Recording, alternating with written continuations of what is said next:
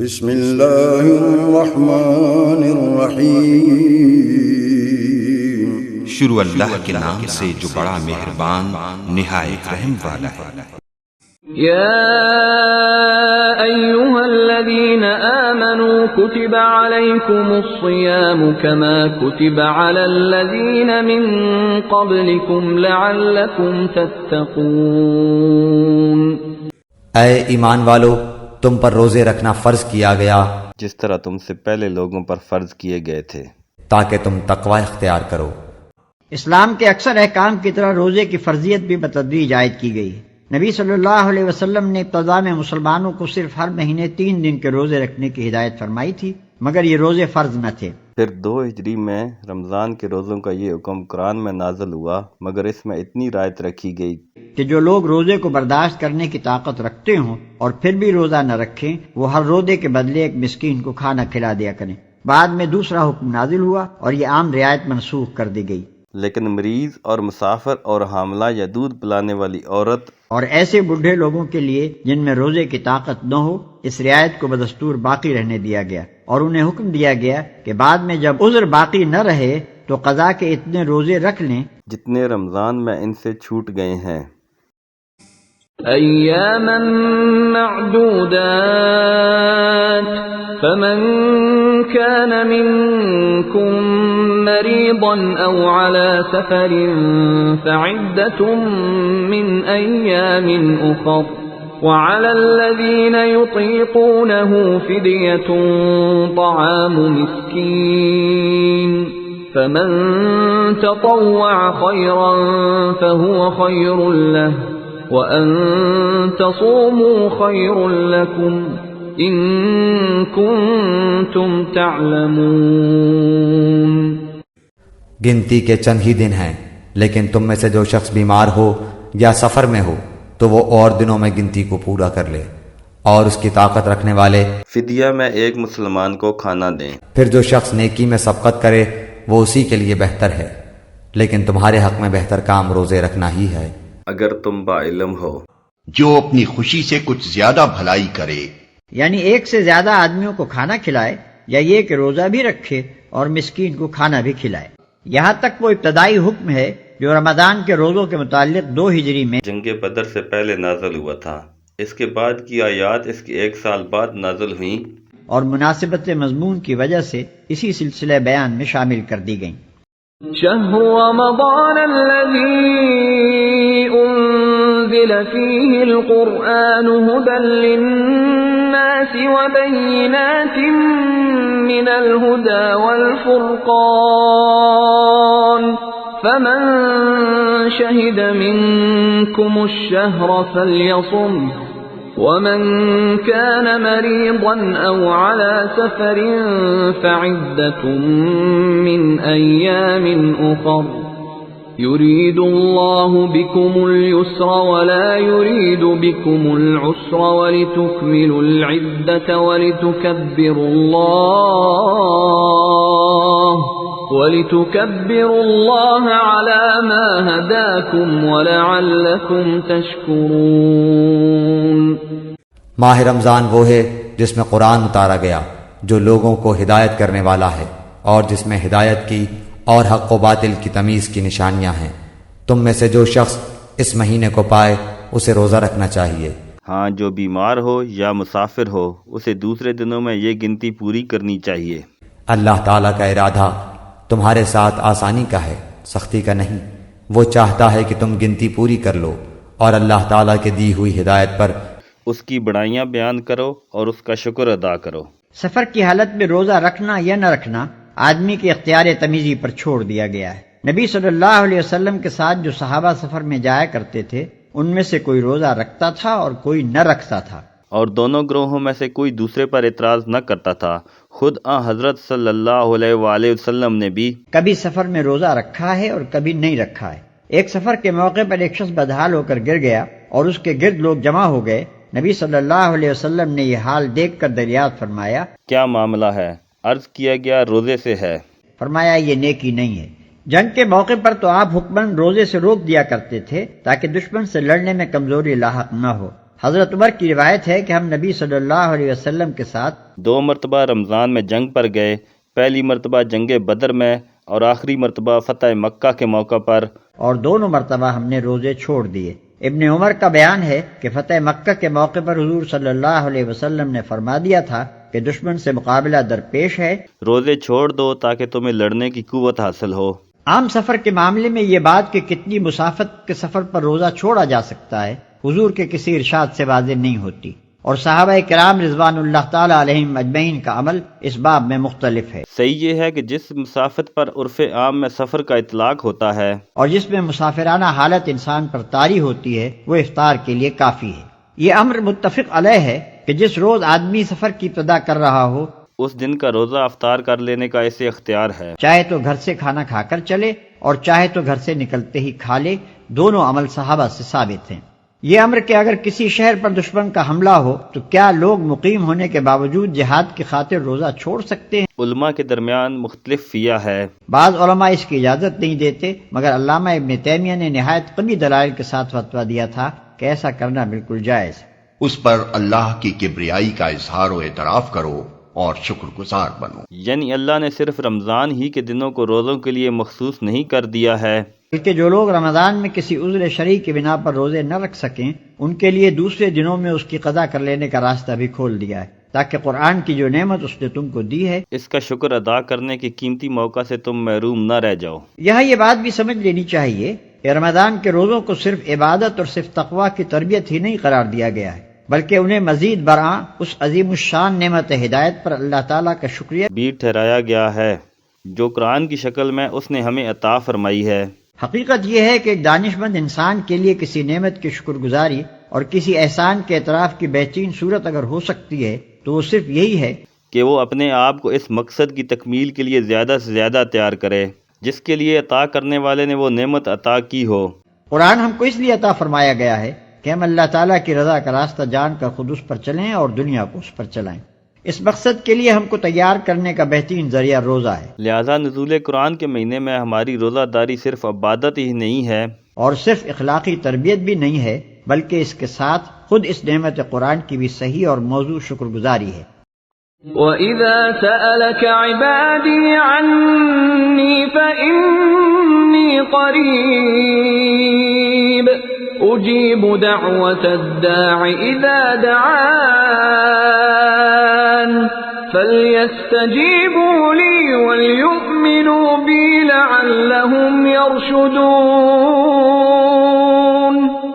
جب میرے بندے میرے بارے میں آپ سے سوال کریں تو آپ کہہ دیں کہ میں بہت ہی قریب ہوں ہر پکارنے والے کی پکار کو، جب کبھی وہ مجھے پکارے قبول کرتا ہوں۔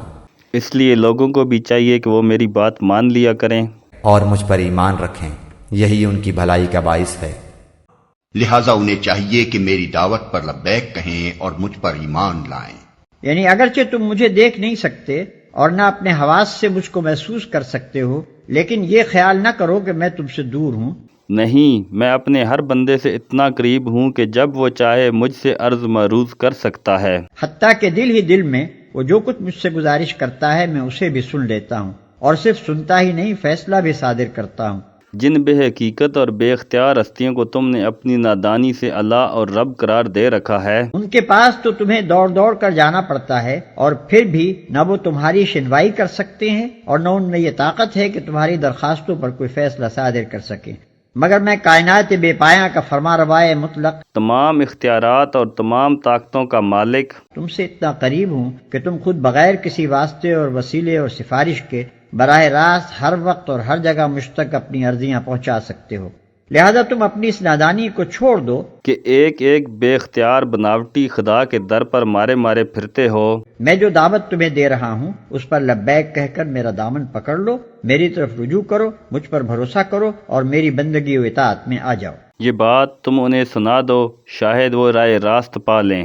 یعنی تمہارے ذریعے سے یہ حقیقت حال معلوم کر کے ان کی آنکھیں کھل جائیں اور وہ اس صحیح رویے کی طرف آ جائیں جس میں ان کی اپنی ہی بھلائی ہے۔ أحل لكم ليلة الصيام الرفث إلى نسائكم هن لباس لكم وأنتم لباس لهن علم الله أنكم كنتم تختانون أنفسكم فتاب عليكم وعفى عنكم فالآن باشروهن وابتغوا ما كتب الله لكم وكلوا واشربوا حتى يتبين لكم الخيط الأبيض من الخيط الأسود من الفجر ثم أتموا الصيام إلى الليل ولا تباشروهن وأنتم عاكفون في المساجد تلك حدود الله فلا تقربوها كذلك يبين الله آياته للناس لعلهم يتقون۔ روزے کی راتوں میں اپنی بیویوں سے ملنا تمہارے لیے حلال کیا گیا، وہ تمہارا لباس ہیں اور تم ان کے لباس ہو۔ تمہاری پوشیدہ خیانتوں کا اللہ تعالیٰ کو علم ہے، اس نے تمہاری توبہ قبول فرما کر تم سے درگزر فرما لیا۔ اب تمہیں ان سے مباشرت کی اور اللہ تعالیٰ کی لکھی ہوئی چیز کو تلاش کرنے کی اجازت ہے۔ تم کھاتے پیتے رہو یہاں تک کہ صبح کا سفید دھاگا سیاہ دھاگے سے ظاہر ہو جائے، پھر رات تک روزے کو پورا کرو، اور عورتوں سے اس وقت مباشرت نہ کرو جبکہ تم مسجدوں میں اعتکاف میں ہو۔ یہ اللہ تعالیٰ کی حدود ہیں، تم ان کے قریب بھی نہ جاؤ۔ اسی طرح اللہ تعالیٰ اپنی آیتیں لوگوں کے لیے بیان فرماتا ہے تاکہ وہ بچیں۔ یعنی جس طرح لباس اور جسم کے درمیان کوئی پردہ نہیں رہ سکتا بلکہ دونوں کا باہمی تعلق و اتصال بالکل غیر منفک ہوتا ہے، اسی طرح تمہارا اور تمہاری بیویوں کا تعلق بھی ہے۔ جو لطف اللہ نے تمہارے لیے جائز کر دیا ہے اسے حاصل کرو۔ ابتدا میں اگرچہ اس قسم کا کوئی صاف حکم موجود نہ تھا کہ رمضان کی راتوں میں کوئی شخص اپنی بیوی سے مباشرت نہ کرے، لیکن لوگ اپنی جگہ یہی سمجھتے تھے کہ ایسا کرنا جائز نہیں ہے، پھر اس کے ناجائز یا مکروہ ہونے کا خیال دل میں لیے ہوئے سا اوقات اپنی بیویوں کے پاس چلے جاتے تھے۔ یہ گویا اپنے ضمیر کے ساتھ خیانت کا ارتکاب تھا، اور اس سے اندیشہ تھا کہ ایک مجرمانہ اور گناہ گارانہ ذہنیت ان کے اندر پرورش پاتی رہے گی۔ اس لیے اللہ تعالیٰ نے پہلے اس خیانت پر تنبیہ فرمائی اور پھر ارشاد فرمایا کہ یہ فعل تمہارے لیے جائز ہے، لہذا اب اسے برا فعل سمجھتے ہوئے نہ کرو، بلکہ اللہ کی اجازت سے فائدہ اٹھاتے ہوئے قلب و ضمیر کی پوری طہارت کے ساتھ کرو۔ راتوں کو کھاؤ پیو۔ اس بارے میں بھی لوگ ابتداء غلط فہمی میں تھے، کسی کا خیال تھا کہ عشاء کی نماز پڑھنے کے بعد کھانا پینا حرام ہو جاتا ہے، اور کوئی یہ سمجھتا تھا کہ رات کو جب تک آدمی جاگ رہا ہو کھا پی سکتا ہے، جہاں سو گیا پھر دوبارہ اٹھ کر وہ کچھ نہیں کھا سکتا۔ یہ احکام لوگوں نے خود اپنے ذہن میں سمجھ رکھے تھے اور اس کی وجہ سے بسا اوقات بڑی تکلیفیں اٹھاتے تھے۔ اس آیت میں انہی غلط فہمیوں کو رفع کیا گیا ہے۔ اس میں روزے کی حد طلوع فجر سے لے کر غروب آفتاب تک مقرر کر دی گئی، اور غروب آفتاب سے طلوع فجر تک رات بھر کھانے پینے اور مباشرت کرنے کے لیے آزادی دے دی گئی۔ اس کے ساتھ نبی صلی اللہ علیہ وآلہ وسلم نے سحری کا قاعدہ مقرر فرما دیا تاکہ طلوع فجر سے عین پہلے آدمی اچھی طرح کھا پی لے، سپیدہ صبح کی دھاری نمایاں نظر آ جائے۔ اسلام نے اپنی عبادات کے لیے اوقات کا وہ معیار مقرر کیا ہے جس سے دنیا میں ہر وقت ہر مرتبہ و تمدن کے لوگ ہر جگہ اوقات کی تعین کر سکیں۔ وہ گھڑیوں کے لحاظ سے وقت مقرر کرنے کے بجائے ان آثار کے لحاظ سے وقت مقرر کرتا ہے جو آفاق میں نمایاں نظر آتے ہیں۔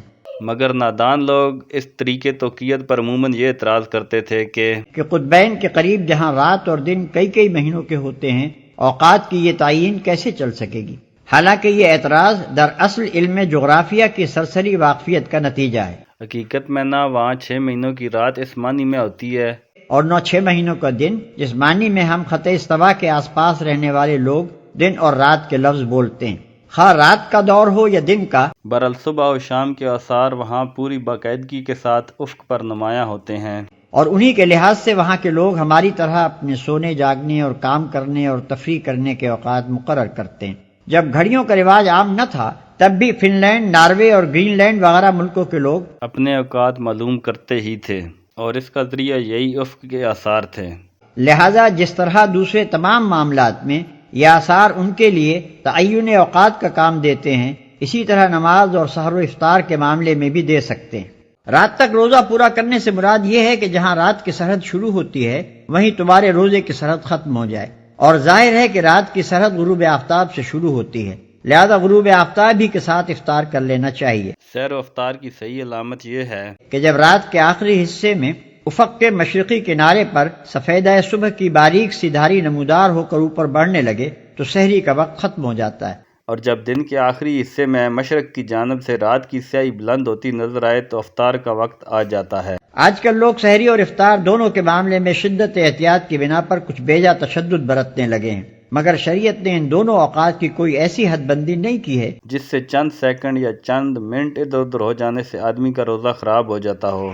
سحر میں سیاہی شب سے سفیدہ سحر کا نمودار ہونا اچھی خاصی گنجائش اپنے اندر رکھتا ہے، اور ایک شخص کے لیے یہ بالکل صحیح ہے کہ اگر عین طلوع فجر کے وقت اس کی آنکھ کھلی ہو تو وہ جلدی سے اٹھ کر کچھ کھا پی لے۔ حدیث میں آتا ہے کہ حضور صلی اللہ علیہ وآلہ وسلم نے فرمایا، اگر تم میں سے کوئی شخص سحری کھا رہا ہو اور اذان کی آواز آ جائے تو فوراً چھوڑ نہ دے بلکہ اپنی حاجت بھر کھا پی لے۔ اسی طرح افطار کے وقت میں بھی غروب آفتاب کے بعد خام خواہ دن کی روشنی ختم ہونے کا انتظار کرتے رہنے کی کوئی ضرورت نہیں۔ نبی صلی اللہ علیہ وسلم سورج ڈوبتے ہی بلال کو آواز دیتے تھے کہ لاؤ ہمارا شربت۔ بلال رضی اللہ عنہ عرض کرتے کہ یا رسول اللہ ابھی تو دن چمک رہا ہے۔ آپ فرماتے کہ جب رات کی سیاہی مشرق سے اٹھنے لگے تو روزے کا وقت ختم ہو جاتا ہے۔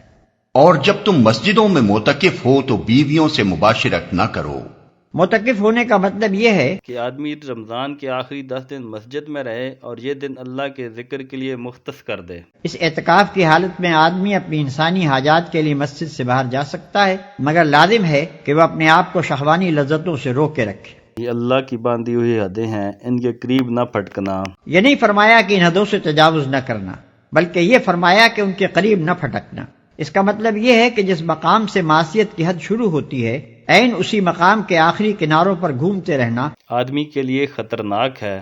سلامتی اس میں ہے کہ آدمی سرحد سے دور ہی رہے تاکہ بھولے سے بھی قدم اس کے پار نہ چلا جائے۔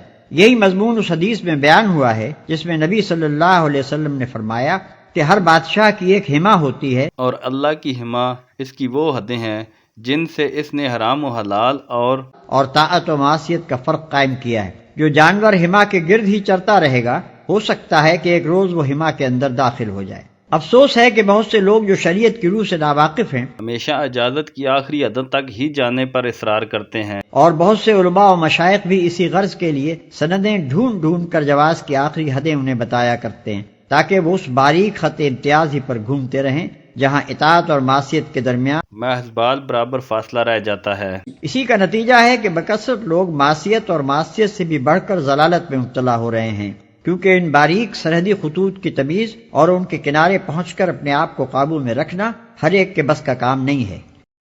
وَلَا تَأْكُلُوا أَمْوَالَكُمْ بَيْنَكُمْ بِالْبَاطِلِ وَتُدْلُوا بِهَا إِلَى الْحُكَّامِ لِتَأْكُلُوا فَرِيقًا مِّنْ أَمْوَالِ النَّاسِ بِالْإِثْمِ وَأَنْتُمْ تَعْلَمُونَ۔ اور ایک دوسرے کا مال ناحق نہ کھایا کرو، نہ حاکموں کو رشوت پہنچا کر کسی کا کچھ مال ظلم و ستم سے اپنا کر لیا کرو، حالانکہ تم جانتے ہو۔ اس آیت کا ایک مفہوم تو یہ ہے کہ حاکموں کو رشوت دے کر ناجائز فائدے اٹھانے کی کوشش نہ کرو، اور دوسرا مفہوم یہ ہے کہ جب تم خود جانتے ہو کہ مال دوسرے شخص کا ہے تو محض اس لیے کہ اس کے پاس اپنی ملکیت کا کوئی ثبوت نہیں ہے یا اس بنا پر کہ کسی اینچ پینچ سے تم اس کو کھا سکتے ہو، اس کا مقدمہ عدالت میں نہ لے جاؤ۔ ہو سکتا ہے کہ حاکم عدالت روداد مقدمہ کے لحاظ سے وہ مال تم کو دلوا دے، مگر حاکم کا ایسا فیصلہ دراصل غلط بتائی ہوئی روداد سے دھوکہ کھا جانے کا نتیجہ ہوگا۔ اس لیے عدالت سے اس کی ملکیت کا حق حاصل کر لینے کے باوجود حقیقت میں تم اس کے جائز مالک نہ بن جاؤ گے، عند اللہ وہ تمہارے لیے حرام ہی رہے گا۔ حدیث میں آتا ہے کہ نبی صلی اللہ علیہ وآلہ وسلم نے فرمایا، یعنی میں بہرحال ایک انسان ہی تو ہوں، ہو سکتا ہے کہ تم ایک مقدمہ میرے پاس لاؤ اور تم میں سے ایک فریق دوسرے کی بنسبت زیادہ چرب زبان ہو اور اس کے دلائل سن کر میں اس کے حق میں فیصلہ کر دوں، مگر یہ سمجھ لو کہ اگر اس طرح اپنے کسی بھائی کے حق میں سے کوئی چیز تم نے میرے فیصلے کے ذریعے سے حاصل کی تو دراصل تم دوزخ کا ایک ٹکڑا حاصل کرو گے۔